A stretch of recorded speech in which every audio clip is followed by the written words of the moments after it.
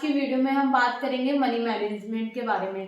क्या होता है मनी मैनेजमेंट? जैसा कि आपको मनी मैनेजमेंट वर्ड से ही माइंड में क्लिक करता है कि मनी, पैसे का सदुपयोग।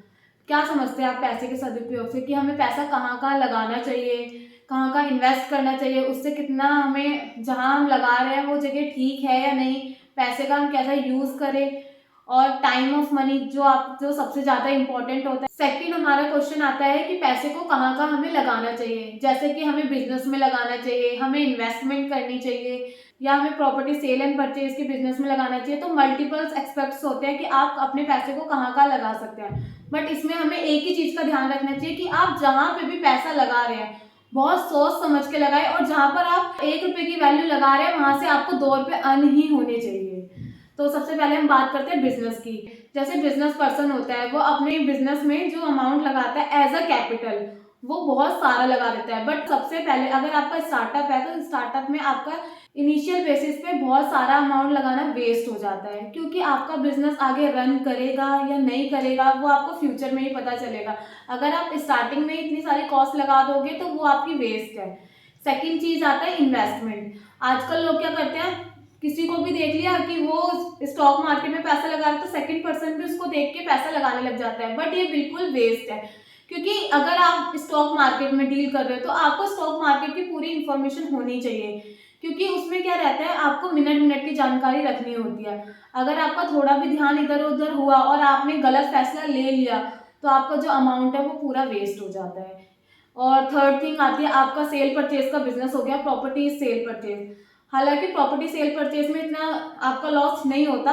आप अगर अभी परचेज कर रहे हो, फ्यूचर में आपकी वैल्यू ऑलरेडी इंक्रीज होती है, उसमें आपको जहां तक है 100% का प्रॉफिट होना कंफर्म होता है। ये आपका हो गया कि आप अपने पैसे को कहाँ कहाँ लगा सकते हो। थर्ड थिंग आती है time of money. Time of money सबसे बड़ा एंड सबसे मोस्ट इम्पॉर्टेंट एस्पेक्ट है मनी मैनेजमेंट का। अगर आप अपने पैसे को किसी को भी उधार दे रहे हो, जैसे कि मार्केट में बहुत सारे लोग होते हैं जो आपको इंटरेस्ट पे पैसा देते हैं, या आप बैंक को देख लो। अगर आपको बैंक अभी फिलहाल में 1 लाख का लोन दे रहा है तो वो फ्यूचर में आपसे उसके 5 लाख विद इंटरेस्ट के साथ लेना कंफर्म करता है, तभी वो आपको लोन देता है। इसी तरीके से मार्केट में बहुत सारे लोग हैं, जैसे कि आमतौर पे आप जिन्हें कहते हैं साहूकार, वो लोग आपको ब्याज पे पैसा देते हैं और वो आपसे हर महीने ब्याज चार्ज करते हैं। और कुछ लोग तो ऐसे भी होते हैं जो ब्याज की ब्याज चार्ज करते हैं। तो इसी तरीके से मनी मैनेजमेंट किया जाता है।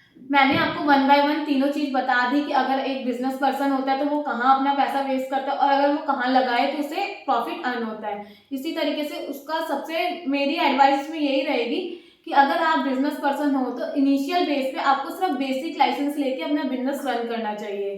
सेकेंड थिंग, अगर आप स्टॉक मार्केट या म्यूचुअल फंड में पैसा लगा रहे हो, उसमें तो आपको शॉर्ट टर्म के लिए पैसा लगा रहे हो तो उसमें आपको ज़्यादा कोई अर्निंग वगैरह नहीं रहती है, उसमें थोड़ा बहुत ही आपका प्रॉफिट अर्न होता है। लेकिन आप उसमें एक लॉन्ग टर्म के लिए पैसा लगा रहे हो तो उसमें आपको 100% अर्निंग होगी ही होगी।